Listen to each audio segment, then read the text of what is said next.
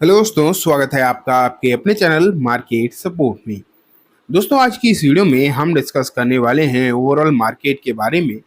अगर आप देखो तो जहां अभी मार्केट पिछले कुछ दिनों में लगातार वीकनेस आपको दिखा रहा था, जहां आपको अलग अलग तरीके की समस्याएं मार्केट में लगातार देखने को मिल रही थी, वहीं अगर आप अब देखोगे तो स्पेशली आज मार्केट में एक जबरदस्त तेजी जो है देखने को मिल रही है। एक बेहतरीन तेजी आप कह सकते हो जो कि आपको आज मार्केट में नजर आ रही है।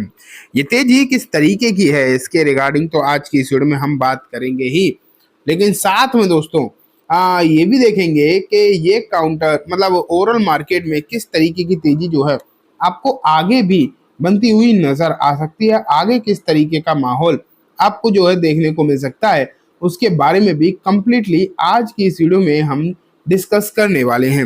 मार्केट में क्या अब गिरावट का पूरा माहौल खत्म हो गया, उसके बारे में भी बात करेंगे। तो चलो स्टार्ट करते हैं। सबसे पहले मैं आपको ना ओवरऑल मार्केट के एक बार हालात दिखा देता हूँ, हालचाल दिखा देता हूँ, फिर हम एक एक करके सभी फैक्टर्स के बारे में बात करने वाले हैं। तो अब आप देखो, मनी कंट्रोल के हवाले से मैंने आपके सामने रख दिया है पूरा डेटा। ये देखो, सेंसेक्स में आपको 1.5% की तेजी आपको आज जो है देखने को मिल रही है।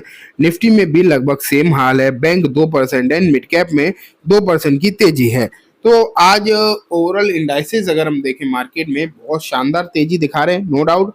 एडवांस एंड डिक्लाइन भी अगर आप देखोगे तो बहुत मजबूत दिखाई दे रहे हैं। वहीं अगर हम टॉप गेनर्स देखें तो पीवी फिनटेक 197 मतलब पेटीएम, जोमेटो एंड सीडीएसएल दिखाई दे रहे हैं। वहीं अगर हम देखें top loser Chambal, Bajaj Finserv, Airtel and KPIT दिखाई दे रहे हैं। तो ये हालात आपको आज कुछ और ब्रॉडर स्टॉक के दिखाई दे रहे हैं। लेकिन अगर हम सभी इंडाइसेस को एक बार कवर करने की कोशिश करें तो अब आप यहाँ पर देखो, जो बड़े इंडेक्स हैं वो तो आपने देखे, लेकिन मैं आपको ना एक बार मिड कैप भी दिखा ही चुका हूँ, लेकिन स्मॉल कैप भी दिखाना चाहूंगा।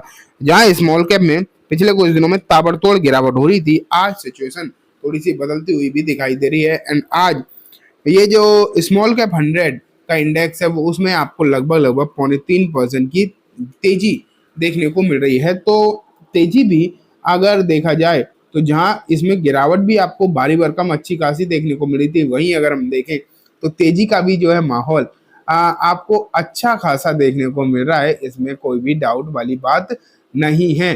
अब जब माहौल थोड़ा थोड़ा करके बदलता हुआ देखने को मिल रहा है तो अब लग रहा है कि यहाँ से अगर मार्केट बदला तो शेयर जो है बेहतरीन परफॉर्म कर सकते हैं। अगर इंडेक्स बेसिस पर सेक्टोरियल बेसिस पर इंडेक्स देखें तो ज्यादातर सेक्टर्स अगर आप देखेंगे, ज्यादातर क्या लगभग लगभग सभी सेक्टर्स आपको जो है तेज दिखाई दे रहे हैं। किसी भी सेक्टर में गिरावट दिखाई नहीं दे रही, बल्कि आप ये कह सकते हो आपकी आईटी सेक्टर थोड़ा सा कमजोर दिखाई दे रहा है। लेकिन उसके बावजूद भी अगर हम पूरा सेक्टर देखें तो पूरा सेक्टर आईटी में भी मजबूती ही आपको दिखाई दे रही है। तो ये सिचुएशन है जो कि श्योरली आप कह सकते हो काफी बेहतरीन नजर आ रही है। इसमें बिल्कुल भी कोई डाउट जैसी बात दिखाई नहीं दे रही। अब लगता है कि आगे की स्थिति मार्केट में सही हो सकती है, इस बात के चांसेस तो फिलहाल थोड़े बहुत नजर आ ही रहे हैं। ठीक है, तो चलो आगे बढ़ते हैं एंड और रिपोर्ट देखने की कोशिश करते हैं कि ऐसी क्या चीजें दिखाई दे रही है मार्केट के लिए। ये देखो, रिपोर्ट है सेंसेक्स मतलब वही तेजी है। आखिरकार कौन से ग्लोबल क्लूज हैं जो मार्केट को तेजी में लेकर जा रहे हैं, तो देखते हैं कुछ पॉइंट्स। यहाँ पर लिखा है global market cues, a firm trend to global equity lifted investor sentiment on the Wall Street key index extended gain for the second straight session on the Monday with the Dow Jones चलो ये तो मतलब global market में थोड़ी सी तेजी है उसके लिहाज से यहाँ पर बात करी जा रही है। लेकिन अब बात आती है वैल्यू बाइंग, ये दूसरा बात है। यहाँ अगर आप देखोगे तो बहुत सारे इंडेक्स जो है ठीक ठाक नीचे जा चुके हैं। अगर आप देखो तो पिछले हफ्ते में बहुत सारे ऐसे बड़े बड़े इन्वेस्टर निकल कर आए थे। एक आध नहीं, बहुत सारे ऐसे इन्वेस्टर जो हैं देखने को आपको मिले थे जिन्होंने ये बात करी थी कि मतलब दिक्कत कहीं ना कहीं होगी, मार्केट जो है अभी और ज्यादा नीचे जाएगा। इस तरीके की काफी सारी जो है बातें देखने को मिली थी। लेकिन उसके बावजूद भी मार्केट तेज है, वो इसलिए क्योंकि अब इन्वेस्टर्स को लग रहा है कि market all over the world, not only for the India but all over the world, market जो है काफी ज्यादा वीक हो चुका है, जिसके चलते अब मार्केट में जो वैल्यू है वो दिखाई दे रही है। एंड मार्केट में अगर वैल्यू बनती हुई देखने को मिल रही है तो यहाँ पर खरीदारी भी निकल कर आ रही है। तो अब जो स्टॉक्स काफी महंगे थे पहले, वो अब अगर आप देखोगे तो ठीक ठाक वैल्यूएशन पर आ चुके हैं। तो इसलिए यहाँ पर जो है उम्मीदें निकल कर आ रही हैं। कहा ये मतलब ऐसा लग रहा है इन्वेस्टर्स को कि अब सही वैल्यूएशन पर है, तो अब यहाँ पर अगर खरीदारी करी जाए तो सिचुएशन जो है वो अच्छी हो सकती है। इसलिए अच्छी खरीदारी यहाँ पर आपको देखने को मिल रही है। ठीक है, देखो फेवरेबल मैक्रो इकोनॉमिक ट्रेंड। अब देखो ये मैक्रो इकोनॉमिक्स और ग्लोबल क्लूज तो कुछ ऐसी चीज होती है कि डेली बदल जाते हैं। एक ट्रम्प ने कुछ कह दिया तो पूरा माहौल बदल जाता है। तो ये चीजें हैं, तो इन पर अब आप ज्यादा भरोसा ना ही करो तो ज्यादा सही है।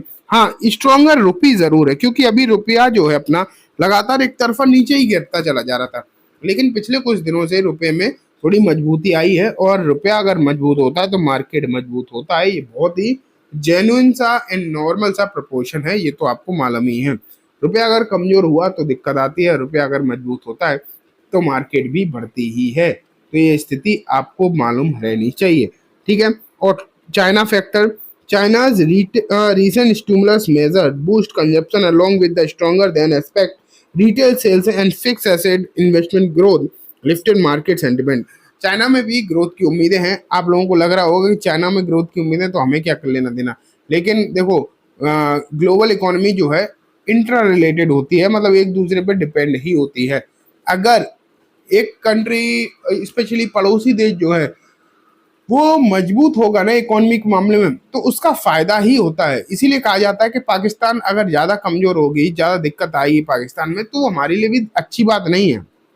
ठीक है, तो ये स्थिति आपको देखने को मिलती है। तो चाइना में ग्रोथ की फैक्टर्स दिखाई दे रहे हैं फिलहाल, और उसके चलते भी भारतीय मार्केट थोड़ा सही दिखाई दे रहा है। एंड टेक्निकली तो मैं आपको एक चीज बहुत अच्छे से बताता हूँ कि अगर आप वीकली चार्ट पर 100 EMA लगा दो, अगर यहाँ के आसपास आता है तो रिवर्सल के चांसेस तो होते ही हैं।